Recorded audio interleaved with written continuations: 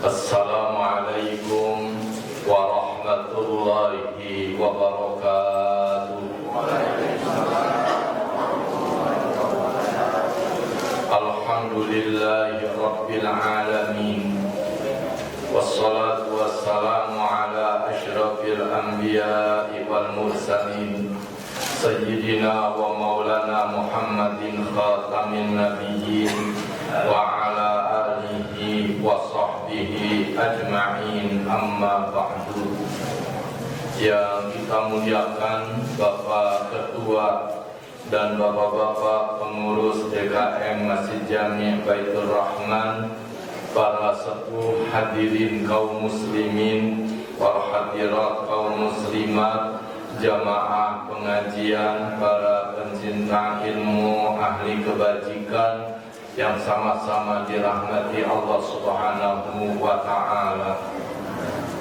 Marilah kita awali ta'lim pada malam hari ini dengan bersama-sama membaca Ummul Quran surat Al-Fatihah, teriring doa semoga Allah memberikan ilmu yang bermanfaat dan dapat kita amalkan dalam kehidupan sehari-hari. Amin ya rabbal alamin.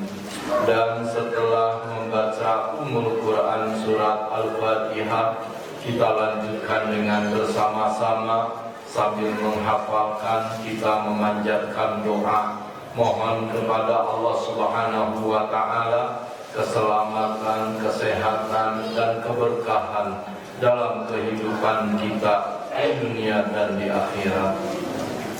Ala hadhihi niyyah wa kulli niyyatin salihah. Al-Fatihah. A'udzu billahi minasy syaithanir rajim. Bismillahirrahmanirrahim. Alhamdulillahi rabbil alamin. Ar-Rahmanir Rahim. Maliki yaumiddin. Iyyaka na'budu wa iyyaka nasta'in. Ihdinas siratal mustaqim. Siratal ladzina an'amta 'alaihim ghairil maghdubi 'alaihim waladdallin. Amin. Doa selamat bersama-sama mulai dengan A'udzu billahi minasy syaithanir rajim. Bismillahirrahmanirrahim. Alhamdulillahi rabbil alamin. Hamdan yuwafi ni'amahu wa yukafi'u mazidah. Ya Rabbana lakal hamdu kama yanbaghi li jalali wajhikal karim wa 'azimi sultanik. Allahumma salli ala sayyidina Muhammad wa ala ali sayyidina Muhammad. Allahumma inna nas'aluka salamatan fid din wa afiyatan fil jasad wa ziyadatan fil ilmi wa barakatan fil rizqi wa tawbatan qabla al-maut wa rahmatan 'indal maut wa maghfiratan ba'dal maut. Allahumma hawwin 'alaina fi sakaratil maut wan najata minan nar wal 'afwa 'inda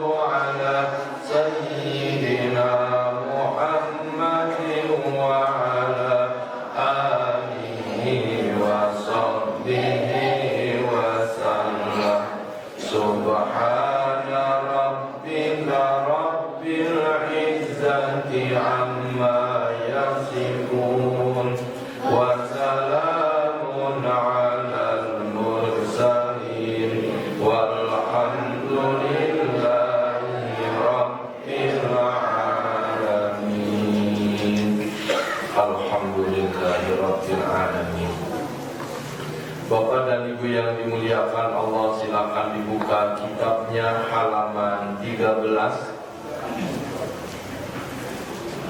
Halaman 13, hadis nomor 99.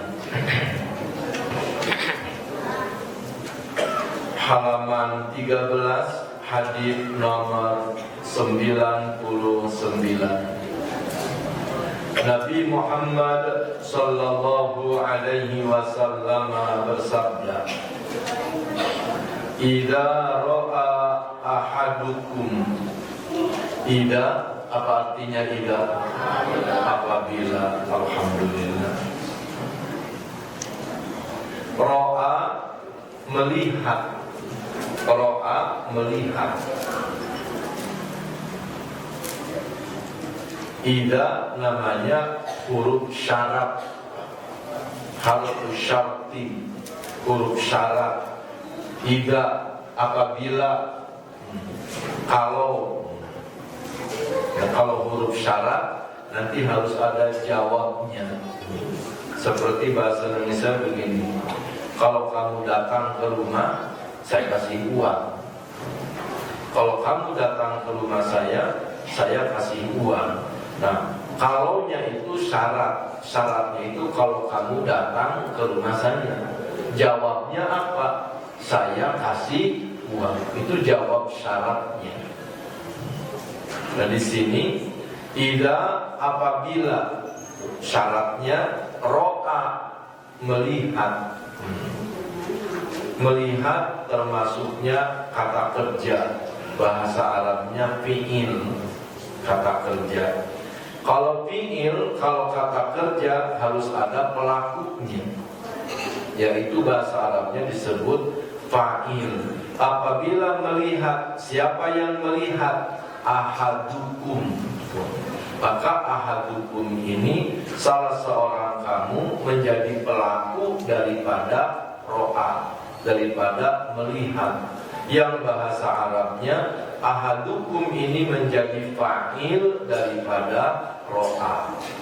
Apabila melihat siapa? Ahadukum, salah seorang kamu. Karena dia menjadi pelaku, ahadukum itu atau jadi fa'il dalam bahasa Arab harus memakai baris dhammah. Maka harus dibacanya ahadu, tidak boleh ahada atau ahadi.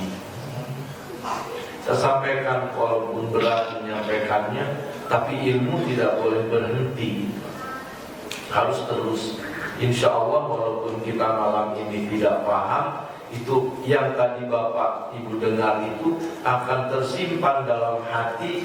Nanti mungkin ada di antara mungkin cucu, keponakan, keturunan Bapak dan Ibu, ada salah satunya yang bisa, saya doakan insya Allah. Karena ilmu harus ada yang meneruskan. Ulama wafat, tapi ilmu tidak boleh hilang gara-gara ulama wafat.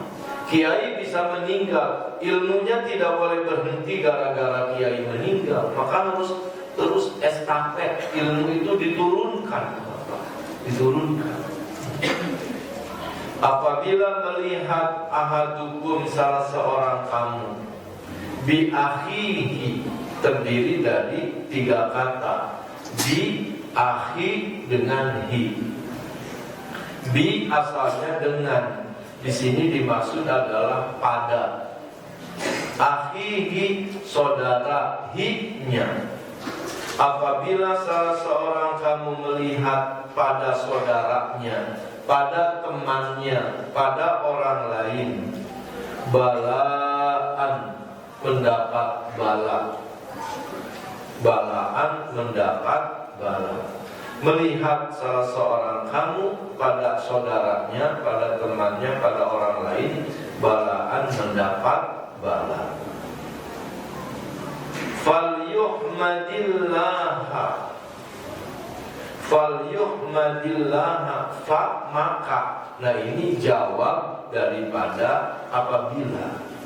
Apabila salah seorang kamu melihat temannya, orang lain mendapat bala, fa, maka. falyuhmadillah, maka hendaklah ia memuji Allah, hendaklah ia membaca hamdalah, hendaklah dia bersyukur kepada Allah. Ini jangan ada yang dulu pulang, Pak ya, ngajinya takut ntar jadi salah paham. Falyuhmadillah, maka hendaklah memuji Allah, hendaklah membaca hamdalah, hendaklah bersyukur kepada Allah. Wala yusmi'hu, wa dan la janganlah, yusmi'hu ia memperdengarkan kepada saudaranya yang bala itu, dzalika bacaan hamdalah. Mari bapak-bapak, ibu-ibu, saudara-saudara, kita membacanya bersama-sama dan silakan diikuti. Bismillahirrahmanirrahim.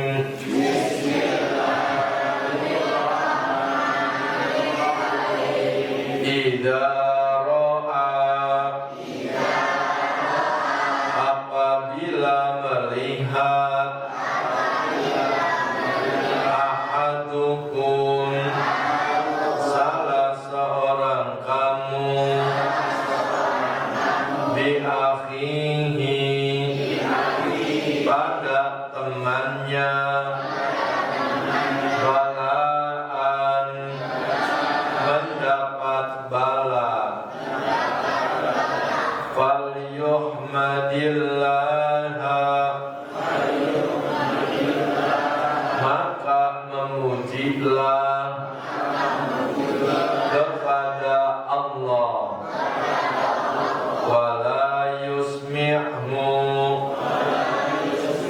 dan janganlah memperdengarkan kepadanya, dzalika bacaan itu. Apabila bapak-bapak, ibu-ibu, saudara-saudara melihat orang lain mendapat bala, bala itu musibah, kesulitan, kecelakaan.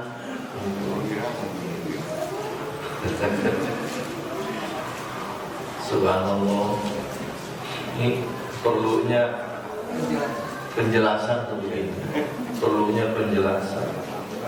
Kalau kita baca terjemahannya, apabila salah seorang kamu melihat orang lain mendapat bala, maka bersyukurlah kepada Allah. Waduh,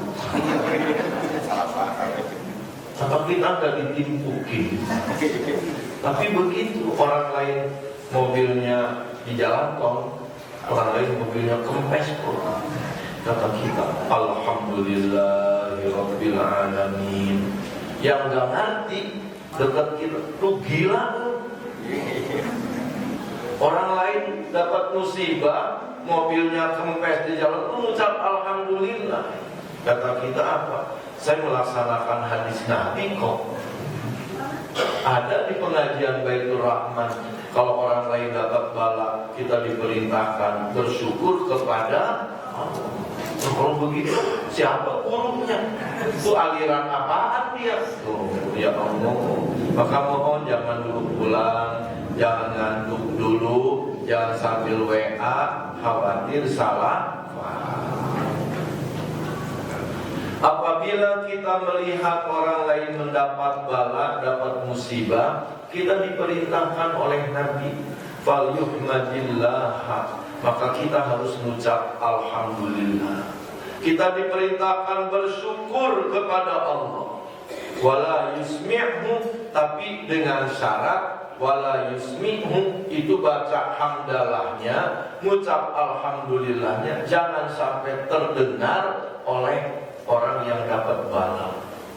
Wala yusmi'hu dzalika, jangan memperdengarkan bacaan itu.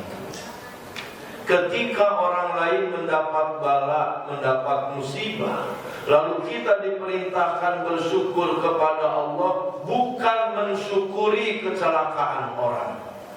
Karena kalau kita mensyukuri kecelakaan orang, itu orang hasud kita. Orang hasud gitu. Orang yang iri, yang dengki, orang lain dapat celaka, kita syukur. Itu dosa kita. Dosa. Maka kita mengucap alhamdulillah, bersyukur kepada Allah ketika melihat orang lain dapat kecelakaan, bukan mensyukuri kecelakaan orang, tapi mensyukuri keselamatan kita. Mensyukuri keselamatan kita. Insya Allah kita lewat di Cipali, enggak terasa itu mobil itu tiba-tiba pas ya udah 120, udah 120 terus kemudian Bapak macet, subhanallah, ada truk terguling di depannya, ada mobil udah penyok. Kata kita, ya Allah, alhamdulillah saya selamat. Nah itu alhamdulillah kita mah selamatnya anak-anak. Alhamdulillah kita mah selamat. Itu alhamdulillahnya itu di situ, bukan mensyukuri kecelakaan orang, tapi mensyukuri keselamatan kita.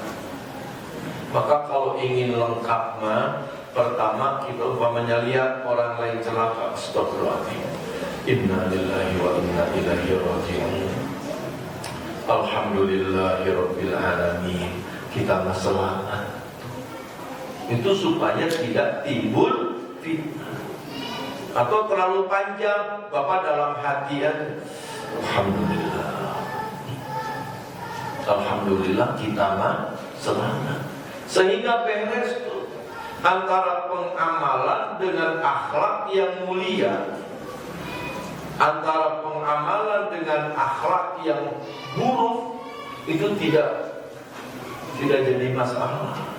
Kenapa demikian? Kita tahu tujuannya, kita bisa mengamalkannya. Orang lain dapat musibah, lalu kita mengucap alhamdulillahirabbil alamin, bukan mensyukuri kecelakaan orang, tapi mensyukuri keselamatan kita. Alhamdulillahirabbil alamin. Coba kalau tadi kita nggak mampir dulu di rest area sholat zuhur, ya, mungkin kita juga terlibat dalam kecelakaan lalu lintas itu, karena masih ramai Pak, polisi apa. Alhamdulillahirabbil alamin, Engkau telah menggerakkan kita, mengatur kita. Itu syaratnya apa? Wala yusmi'hu, jangan diperdengarkan. Jangan supir nyetir, kita di samping yang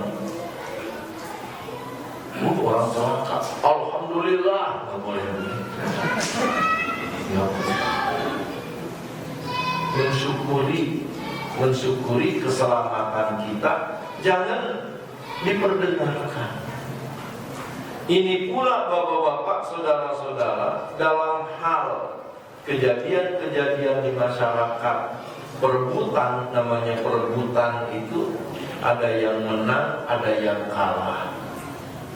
Ada yang menang, ada yang kalah. Yang menang mengucapnya bersyukur, alhamdulillah, poya-poya, nari-nari. Kalau melihat tuntunan dari hadis ini, semestinya yang menang itu ketika bersyukur, berpesta pora, jangan sampai menyakiti orang yang kalah. Maka apa? Nyari tempat yang jauh. Jangan sengaja kita bikin acara namanya si syukuran. Syukuran calon kita menang, calon RW. Pilihan kita RW-nya menang, yang sono kalah. Kita nanggap dangdut sengaja depan rumah yang kalah. Itu nggak boleh begitu. Nggak boleh. Ini aja baca hamdalah wala yusmi'hu, jangan diperdengarkan, apalagi hal-hal yang seperti itu. Apalagi hal-hal yang seperti itu. Hadis ini mengajarkan kepada kita beberapa perkara. Yang pertama, hadis ini mengajarkan kepada kita dalam kondisi apapun, maka kita harus selalu zikir kepada Allah. Dalam setiap kejadian-kejadian, baik itu kejadian yang menyenangkan atau kejadian yang tidak menyenangkan, atau kejadian yang menimpa diri kita sendiri dan kejadian yang menimpa kepada orang lain, hendaklah kita tetap ingat berzikir kepada Allah Subhanahu wa ta'ala. Ini yang harus ditanamkan oleh kita. Kalimat-kalimat latah, kalimat-kalimat refleks yang kita ungkapkan sebagai orang beriman, hendaklah kalimat-kalimat thayyibah yang termasuk dalam zikir. Yang termasuk dalam zikir. Ketika kita mendapatkan sesuatu, kita mengucap, kalau itu nikmat, alhamdulillah. Kalau itu musibah, kita ucapkan inna lillahi wa inna ilaihi raji'un. Kalau melihat sesuatu yang mengagumkan, Masya Allah. Kalau kita hilaf, kita salah, kita mengucap astagfirullahaladzim. Kalau kita menghadapi sesuatu yang rasanya berat dalam kemampuan kita, kita mengucapnya la haula wala quwwata illa billahil aliyyil azim. Jadi setiap kejadian, setiap keadaan, hendaklah itu membuat kita beribadah kepada Allah melalui zikirnya. Maka dalam hal ini, orang lain dapat musibah, orang lain dapat kecelakaan, kita berzikir kepada Allah, mensyukuri keselamatan kita. Kita mengucap alhamdulillahirabbil alamin, kita selamat, kita selamat. Berzikir, ya ayyuhalladzina amanu dzkurullaha dzikran katsiran. Wahai orang-orang yang beriman, berzikirlah kamu kepada Allah dengan zikir yang banyak. Untuk memperbanyak zikir itu, salah satu usahanya adalah berzikirlah kita setiap kejadian, setiap hal ihwal yang nampak di hadapan kita atau yang terjadi kepada diri kita. Inilah indahnya agama Islam. Selalu ada saja kalimat-kalimat yang menghubungkan kita dengan Allah Subhanahu wa ta'ala melalui kalimat-kalimat pendek, kalimat thayyibah yang termasuk dalam zikir kepada Allah Subhanahu wa ta'ala. Kita melihat sesuatu yang mengagetkan kita subhanallah, subhanallah. Dan mungkin ini yang tidak dimiliki oleh agama lain. Mungkin ini tidak dimiliki oleh agama lain. Terbukti apa? Tidak sedikit penganut agama lain ngikut. Dulu saya waktu di pos pengumuman itu punya tetangga orang non muslim. Kata saya, Ci, sehat alhamdulillah Ci. Alhamdulillah. Oh Ci, alhamdulillah juga. Iya alhamdulillah, enak sih katanya. Menunjukkan agama dia mah nggak ada. Oh, maka suka bikin terjemahannya puji Tuhan. Puji Tuhan. Dalam kitab sucinya mah nggak ada kalimat puji Tuhan barangkali. Ini hanya untuk membuktikan bahwa sesungguhnya al-Islamu ya'lu wa la yu'la alaihi. Agama Islam itu adalah agama yang tinggi dan tidak ada yang mengatasinya. Kalau kita amalkan, kita lakukan, kita pakai, itu jadi agama yang paling tinggi. Bapak-bapak, nanti kita habis Isya berangkat bareng ke sana ya, insya Allah.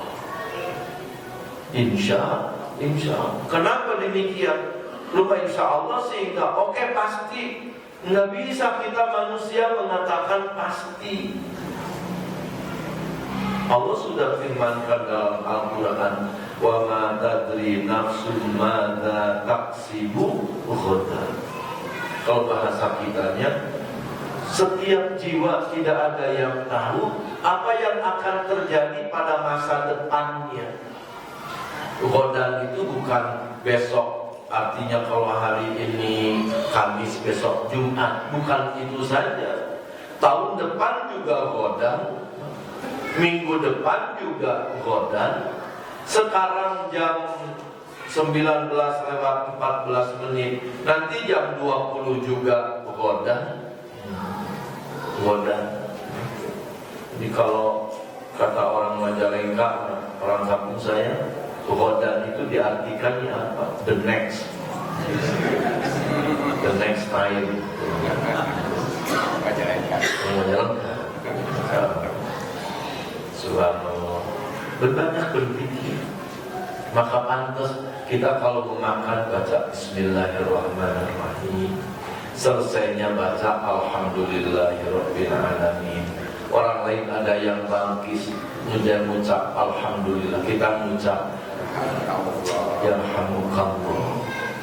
Jadi setiap saat berzikir kepada Allah Subhanahu wa ta'ala. Setiap saat ada orang adzan, kita zikir. Orang adzan Allahu Akbar, Allahu Akbar, kita juga ikut zikir. Allahu Akbar, Allahu Akbar. Kan ada salah seorang sahabat Nabi yang curhat kepada Rasulullah, ya Rasulullah, ini muadzin ini banyak kelebihannya dari kita. Dia dapat pahala dari adzannya, dan pahalanya seluas suara yang sejauh suaranya berkumandang. Kita nggak dapat pahala seperti muadzin. Nabi sabdakan, qul ma yaqul, ucapkan oleh kamu seperti apa yang diucapkan oleh muadzin, maka walaupun kamu tidak adzan, kamu dapat pahala adzan. Jadi ibu-ibu juga begitu. Nanti yang adzan ngucapin sesuatu, ibu ikuti, karena ibu makan karuan, nggak mungkin adzan, nggak mungkin adzan. Tapi dapat pahala adzan apabila ibu mengucapkan kalimat-kalimat yang diucapkan oleh muadzin. Maka Rasulullah nepuk bilang, kamu adzan, lambatin. Jadi dari satu kalimat ke kalimat lain harus ada jeda. Allahu Akbar, Allahu Akbar. Berhenti dulu. Kenapa demikian? Ini jamaah beri kesempatan untuk menjawabnya. Allahu Akbar, Allahu Akbar. Jangan sampai muadzin nggak ada jeda. Allahu Akbar, Allahu Akbar, Allahu Akbar, Allahu Akbar. Asyhadu an la ilaha illallah, asyhadu an la ilaha. Wallahu, kata orang yang di luar, kira-kira orang masjid ada nggak yang akan meninggal tahun 2022? Dia jawab, ada. Mau halal siapa? Maka saya sampaikan, sekarang kita berada di tahun 2022, tahun 2021, selamat kita nggak meninggal, walaupun corona, delta, namun kita masih selamat. Tapi jangan-jangan Bapak khawatir, justru kita akan meninggal pada tahun 2022. Subhanallah wa na'udzubillah. Kalau kita meninggal tahun 2022, maka kita ngaji berakhir di tahun 2022. Alangkah sedih. Oleh karena itu, isilah kita dengan zikir kepada Allah. Isilah setiap kejadian kita isi dengan zikir kepada Allah Subhanahu wa ta'ala. Isi dengan doa. Kita lihat orang jalan dengan susah payah karena sakit, kita ya Allah, sembuhkan dia ya Allah, berikan dia kekuatan. Zikir, doa itu adalah zikir. Doa itu adalah zikir. Kita lihat Bapak di kampung dalam kita lewat sebuah kampung, kemudian waktu zuhur banyak orang-orang yang pada mau berjamaah, kelihatan mau berjamaah sholat. Kata kita, ya Allah tetapkan hidayahmu kepada mereka. Zikir kita, alhamdulillah di sini orang-orang pada berjamaah. Terus kita lewat maghrib baru pulang di jalanan, banyak orang-orang pada berkerumun. Jangankan mau sholat, mandi aja belum. Kata kita apa? Ya Allah berikanlah kepada mereka hidayah. Ya Allah berikanlah kepada mereka hidayah. Itu jadi zikir. Daripada kita ngomong sama bini, itu orang gimana ya sebelum maghrib orang beriung mulu, boros bayang, mandi aja kagak. Kan tidak jadi zikir, karena itu jadi omelan. Coba ikuti Nabi, Allahumma hdi qaumi, ya Allah berikanlah hidayah kepada kaum, kepada mereka. Jadi apa? Hadis ini memberikan pelajaran kepada kita, isilah segala kejadian dengan zikir. Yang kedua, bapak-bapak, ibu-ibu yang dimuliakan Allah, hadis ini membuktikan bahwa pada masa yang akan datang itu bukan dalam kekuasaan kita. Masa yang akan datang itu bukan kekuasaan kita, bukan kita yang menentukan, melainkan Allah Subhanahu wa ta'ala. Kecelakaan, bala yang terjadi kepada siapapun itu adalah termasuk sesuatu yang tidak diketahui sebelumnya. Yang tidak diketahui sebelumnya. Masya Allah. Tempoh hari ada yang meninggal dunia di jalan tol suami istri. Sebelumnya dia nggak tahu akan terjadi itu. Tidak tahu. Allah firmankan, wa ma tadri nafsun madza taksibu ghadan. Setiap jiwa tidak ada yang tahu apa yang akan terjadi besok hari. Hal ini menunjukkan bahwa masa depan bukan kita yang menentukan. Oleh karena itu, kita jangan suka mengatakan keburukan untuk masa yang akan datang. Dan oleh karena itu, karena masa depan bukan dalam genggaman kita, masa depan bukan kita yang menentukan, maka Nabi sabdakan, la tuakhir amalaka liyaumil qiyamah. Kamu jangan suka menunda-nunda kewajiban. Jangan menunda-nunda kewajiban. Kamu mampu melaksanakannya sekarang kerjakan. Walaupun waktu masih panjang. Kamu bisa mengerjakannya hari ini, kerjakan hari ini. Jangan mengatakan, ntar diambilnya aja tanggal 16. Kita ngejahit baju punya orang. Kapan Pak dipakainya? Kata kita. Kata beliau yang ntar tanggal 16 Januari. Oh iya. Kita sekarang banyak waktu main-main mulu. Kata istri kita, Bapak bukannya dijahit baju Pak Haji Anu? Ntar ngambilnya tanggal 16, masih lama. Nggak boleh begitu. Kenapa demikian? Masa depan bukan milik kita. Maka lakukan kewajiban sesegera mungkin. Khawatir pada masa yang akan datang terjadi musibah pada kita. Buktinya ini. Sholat ditunda-tunda umpamanya, ntar bisa masih panjang. Anu. Ternyata musibah datang di luar program kita. Kejadian buruk di luar rencana kita, dia datang tiba-tiba. Subhanallah.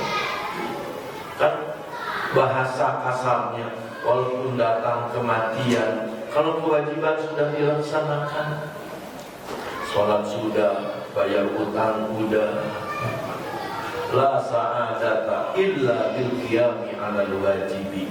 Tidak ada kebahagiaan kecuali bila kita telah melaksanakan kewajiban. Subhanallah, kalaupun kita meninggal dunia, kalau kita sholat sudah dikerjakan, bayar utang udah dibayar, pesanan orang udah disiapkan. Kalaupun kita meninggal dunia, maka matinya akan lebih baik daripada hidup. Kematiannya akan lebih menyenangkan bagi yang bersangkutan daripada kehidupannya. Akan sampai kepada firman Allah, wal akhiratu khairu wa abqa. Alam akhiratnya akan lebih baik bagi dia daripada waktu hidup di dunia. Maka berulang-ulang saya sampaikan, itu kewajiban jangan ditunda-tunda. Kalau sekarang kita bisa, buru-buru sekarang. Khawatir pada masa yang akan datang terjadi keburukan. Memang musibah harus kita hindari, tapi bila dia akan datang, yang gak bisa dihindari juga. Jadi bagaimana selesaikan segala sesuatu itu sebelum terjadinya musibah? Masya Allah. Apalagi umur kita rasa-rasanya ya udah seperti ini. Saya jangankan, mohon maaf, yang terasa oleh saya hanya Bapak, perasaan saya tambah tua. Perasaan saya itu semakin tua. Semakin tua perasaan. Kayaknya sih saya semakin tua. Nggak tahu bapak-bapaknya. Semakin tua. Masih bagus merasakan semakin tua. Jadi itulah Bapak, subhanallah. Kita harus isi segala kejadian dengan zikir. Yang kedua, tadi disampaikan, kerjakan segera apa yang kita bisa selama mumpung masih ada waktu. Jangan ditunda-tunda, khawatir nanti ada musibah. Enggak musibah, khawatir nanti lupa. Kan bisa saja lupa. Ibu, dengan segala hormat saya sampaikan kepada ibu-ibu ya, bukan menunjukkan ibu buruk, bapak-bapaknya selalu dibela, enggak juga. Saya menyampaikan kepada ibu dengan segala hormat. Ibu, ketika bapaknya anak-anak memerintahkan sesuatu kepada ibu, buru-buru laksanakan. Khawatir apa? Khawatir ibu lupa. Khawatir ibu lupa. Ujung-ujungnya ayahnya nungguin, ibu mah lupa aja. Akhirnya ayahnya mau bilang lagi, ibu, ayah nyuruh apaan? Oh ya Pak, ya lupa dong, ya ntar sebentar, sabar. Ngaji gak dipakai, kagak sabar-sabar. Ujungnya berantem. Ke ngaji-ngaji disebut-sebut. Maka ibu, kalau suami ibu menyuruh sesuatu, segera laksanakan. Khawatir ibu lupa. Kalau nggak lupa, khawatir nanti sibuk, khawatir nanti repot. Tadi kan coba buru-buru dikerjain, entar mulu, ujung-ujungnya sibuk kita, repot. Datang teman-teman, itu ini, ujung-ujungnya suami minta dibikinin teh manis, nggak dikerjain. Sedangkan salah satu istri yang solehah itu bapak-bapak, salah satu ciri istri yang solehah itu adalah bila suami memerintahkan kepada istrinya, bila suami menyuruh istrinya, maka suami tidak pernah menyuruh untuk yang kedua kali. Subhanallah. Tidak pernah menyuruh sampai dua kali. Sekali nyuruh langsung diamalkan, dilaksanakan. Ya persis kayak istri bapak di rumah gitu. Persis.